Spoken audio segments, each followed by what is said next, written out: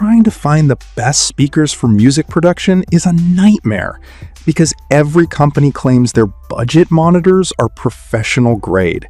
I'm tired of seeing fake reviews, so I actually grabbed the 5 most popular sets on the market to see which ones actually deliver a flat, honest sound, and which ones are just glorified computer speakers.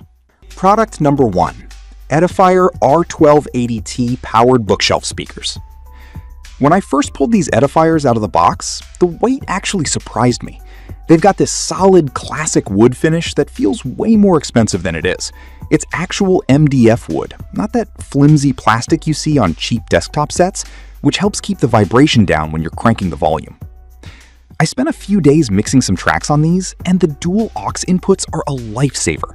I had my audio interface plugged into one and my phone into the other, and I didn't have to swap cables once. The side panel is where the magic happens, though. You get dedicated knobs for bass and treble. While most audiophile speakers lock you into a specific sound, I liked being able to tweak the EQ slightly to compensate for my desk's acoustics.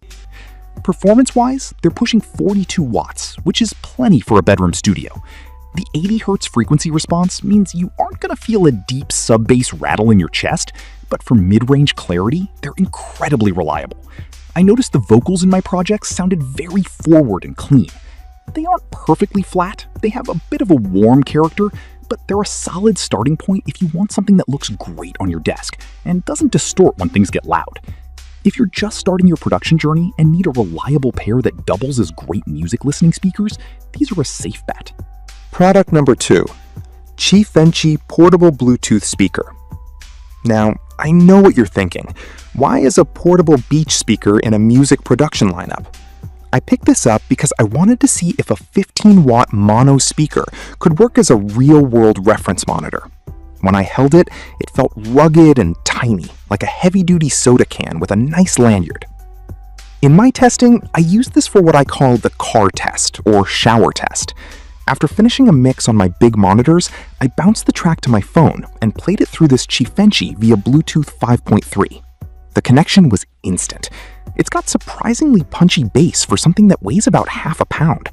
Since it's mono, it's actually a great tool to check if your mix has phase issues or if your lead instruments disappear when summed to a single channel. The IPX5 rating meant I didn't worry about bringing it into the bathroom to hear how my drums sounded in a reflective, tiled environment. The battery lasted me through several long sessions, roughly 15 hours.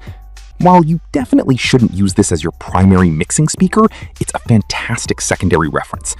If you're a producer who travels a lot, or you want to hear how your music sounds to a regular person at a pool party or a backyard barbecue, this is the tool.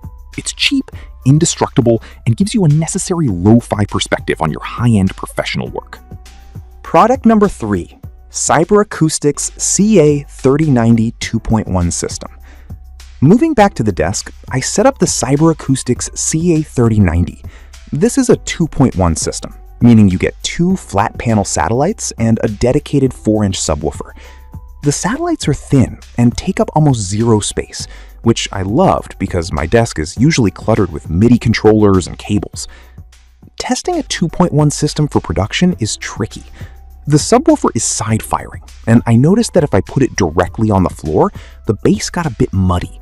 But once I dialed it in using the bass control knob on the sub itself, I found a sweet spot.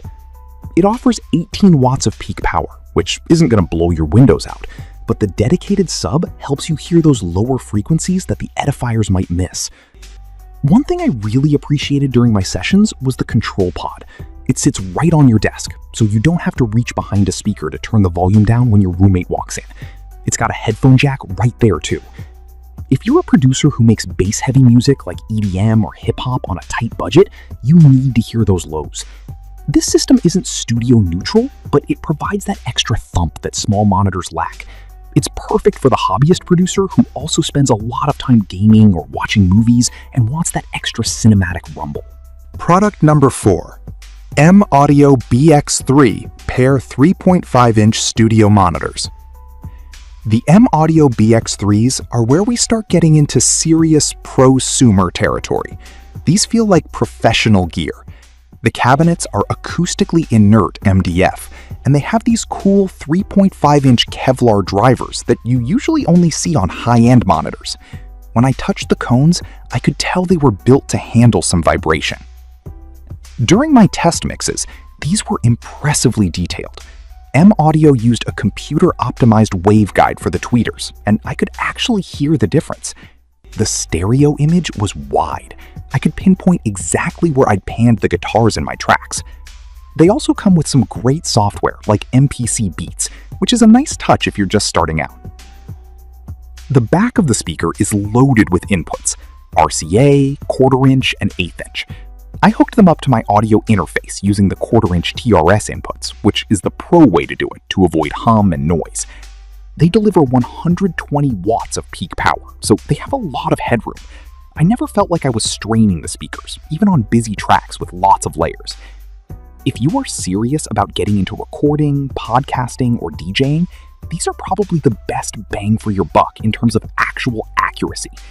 They're compact enough for a small desk, but powerful enough to handle a professional workload. Product number 5, PreSonus Eris 3.5 studio monitors. Finally, I spent a week with the PreSonus Eris 3.5. These are legendary in the home studio world, and after using them, I get why. They feel incredibly sturdy, and the design is very no-nonsense. The woven composite woofers look great, but more importantly, they provide a very tight, responsive low end.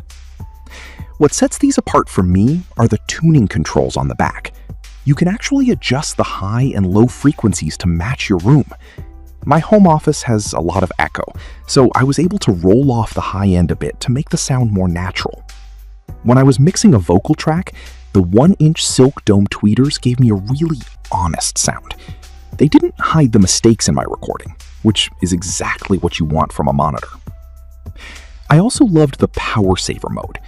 I'm the kind of person who leaves my gear on and forgets about it, so having them go into a low power state after 40 minutes is a great feature. They also have a front-facing headphone jack and aux input, making it easy to switch from speakers to headphones for a quick reference check.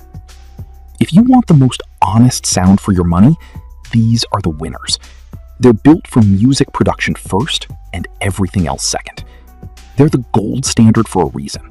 They just tell the truth about your audio.